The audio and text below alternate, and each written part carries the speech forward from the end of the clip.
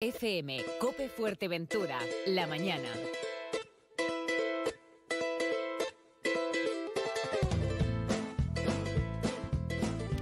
La Fiscalía cree que la directora del Instituto de Igualdad, Claudina Morales, falseó las cuentas municipales para justificar un expediente de regulación de empleo y despedir a 46 empleados del Ayuntamiento de La Oliva cuando era su regidora. La fiscal Azucena Oti Cabanelas le imputa un delito de falsedad documental y prevaricación administrativa. Buenos días, Claudina Morales, ¿cómo está? Bueno, pues aquí intentando dar una explicación de lo que sucedió. Pónganos en antecedentes. Ustedes promueven en el año 2012 en el Ayuntamiento de La Oliva, ¿verdad?, un expediente de regulación de empleo por el que se despide a 46 trabajadores y trabajadoras. Efectivamente, yo lo primero que quisiera decir es que yo tengo una trayectoria política de muchos años y creo que el momento más duro, más difícil que he vivido en todo este tiempo fue el tener que hacer un ERE en el municipio de La Oliva, un municipio que es un municipio pequeño, donde nos conocemos todos, donde los trabajadores y trabajadoras son compañeras y compañeros y donde tocaba pues eso, a personas muy cercanas, conocidas, familiares, etcétera, ¿no? Y por tanto estoy segura que para mí y para toda la corporación que estaba en ese momento fue uno de los momentos más duros en la política. ¿Cuál era la situación del ayuntamiento en esos momentos? Había una deuda a proveedores de 9 millones de euros, no nos suministraban, íbamos a comprar y no nos suministraban, no teníamos crédito, se picaba una rueda de un coche y no teníamos para ponérsela porque era tal la deuda que teníamos. Es verdad que en la contabilidad aparecía un remanente de tesorería, que es lo que mide la liquidez de un ayuntamiento. Yo voy a intentar explicarlo de una manera que podamos entenderlo. La ley de haciendas locales prevé una cosa que se llama, o sea, hay que ajustar ese remanente de tesorería todos los años con varias variables, pero una muy importante es aquellas deudas de dudoso cobro.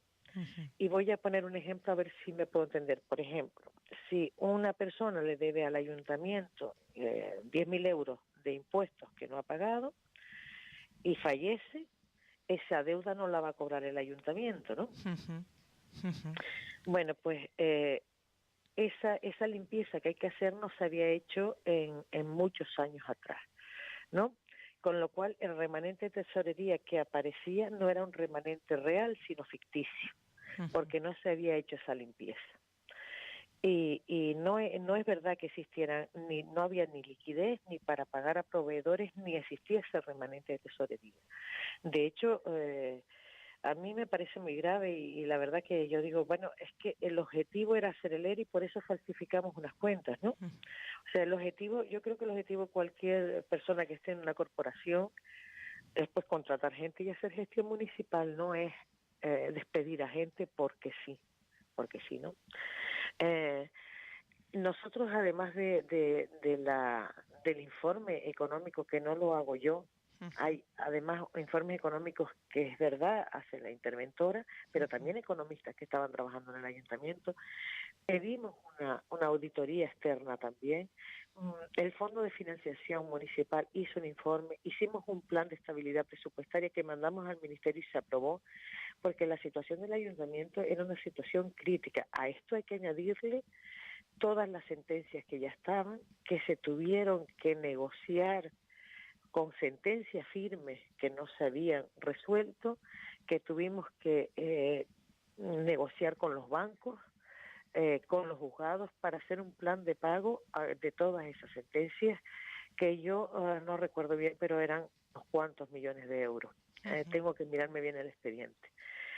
En esto cogió al ayuntamiento en una situación de crisis a nivel internacional. Yo que había estado en la anterior legislatura, el Ayuntamiento de La Oliva tenía un presupuesto de unos 30 millones de euros y se había pasado a 18 millones de euros porque los ingresos que venían del Ayuntamiento, una parte muy importante venían de las licencias de construcción y como todos sabemos se paró la construcción, ¿no? Y esto era la realidad del municipio. Y esto nos llevó a hacer un ERE que, como digo, no es plato de buen gusto para nadie que esté gestionando un ayuntamiento. Claudina. Precisamente a todos se nos critica lo contrario, ¿no? Claudina, con la explicación que usted da, buceando un poquito la información, la Fiscal lo que detecta es que ustedes hacen el ERE en base al déficit de unos 2 millones. La Fiscalía cree que había un superávit de 8 millones, pero este superávit es el que usted dice que no se había hecho, digamos, una limpia y que había todas esas cantidades de dudoso cobro, ¿verdad? Y además todas las sentencias en contra que obligaban al ayuntamiento a abonar y que hubo que hacer y establecer un plan de pagos. Es lo que está diciendo usted. Y una deuda a proveedores de 9 millones de euros de un presupuesto de 18 millones. Es que es fácil hacer los números porque todo lo podemos aplicar a nuestra economía. Si el presupuesto del ayuntamiento es 8 millones de euros, tenemos 9 millones. En sentencia tenemos otro tanto, porque ya no me acuerdo cuánto era, pero vamos, alguna era de 4 millones con Olivas Oceánidas, que había que devolverle, o sea, yo creo que era más de 9 millones de euros, la verdad que tengo que mirar el dato. Con ese remanente que era ficticio, el ayuntamiento estaba en quiebra. Y de verdad que no fue plato de buen gusto el hacer un ERE y sentarte a negociar despidos de gente que tú conocías. Ahora los sindicatos, bueno, sobre todo Comisiones Obreras e Intersindical Canaria, demandan, dicen que se depuren responsabilidades y que los culpables paguen con el peso de la ley. Sí, vamos, si hubiesen responsabilidades, por supuesto, que se habría que pagar con el peso. Pero de verdad que yo estoy tranquila en el sentido, y nos sentamos muchas veces con los sindicatos, es más, los sindicatos presentaron propuestas que entendíamos que no eran viables. Pues yo qué sé, estaba mirando el expediente y el poco tiempo que he tenido, ¿no? Pero pues mancomunar servicios de limpieza, por ejemplo. Decimos, oye, es que un camión de la basura que sale de Puerto tarda en llegar a La Oliva, porque los municipios en Fuerteventura son muy grandes, la distancia es muy grande, ¿no? O mancomunar servicios como los de bomberos, sí, pero claro, es que cuando se enciende si hay un incendio, un accidente, lo que tarda en fin, habían una serie de propuestas para intentar que no se llegara al ERE con propuestas que entendíamos que no eran viables, ¿no? Y así íbamos contestando, ¿no? Tuvimos muchas reuniones. Desde luego que la acusación es muy grave, es muy grave. Yo estoy tranquila en el sentido de que o sea, estoy disgustada porque es una situación personal y política difícil, ¿no? Que aparezca un titular en este sentido. Tranquila en el sentido de que se puede explicar cuál era la situación del ayuntamiento.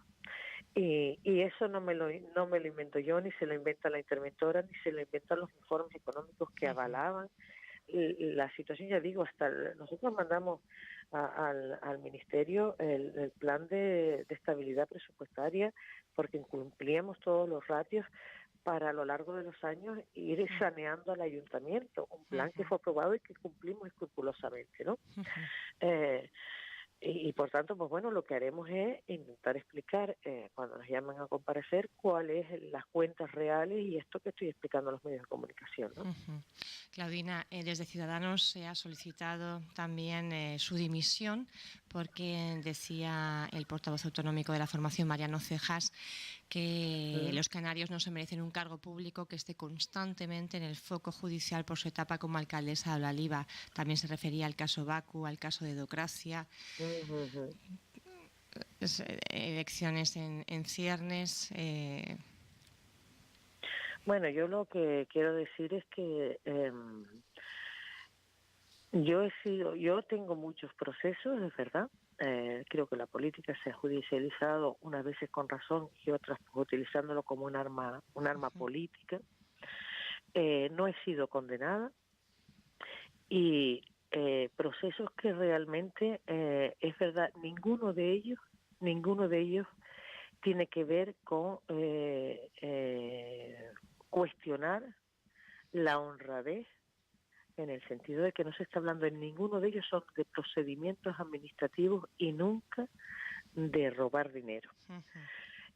Coalición Canaria tiene un código ético donde, llegado al juicio oral, el partido decidirá si, según la causa que sea, decidirá si hay que dimitir o no hay que dimitir. Ya digo, ninguna de las cuestiones que yo he tenido son siempre por temas de administrativo. Y por tanto, yo creo que, en fin, lo digo para mí como lo he dicho para todo el mundo, sea del partido que sea. Yo creo que hay unas garantías para las personas para que se puedan defender, y esas garantías hay que respetarlas. Una presunción de inocencia. La presunción de inocencia. Llegado a un punto, efectivamente, creo que se tendrían que tener responsabilidades si se demuestra que efectivamente ha habido en la gestión, en cualquier institución, un aprovechamiento de esa institución para usos personales. Nunca he sido, nunca ha habido un aprovechamiento personal en ninguna de los contenciosos que tengo, ¿no? Puedo asegurar que todos los trámites están bien, no lo puedo asegurar.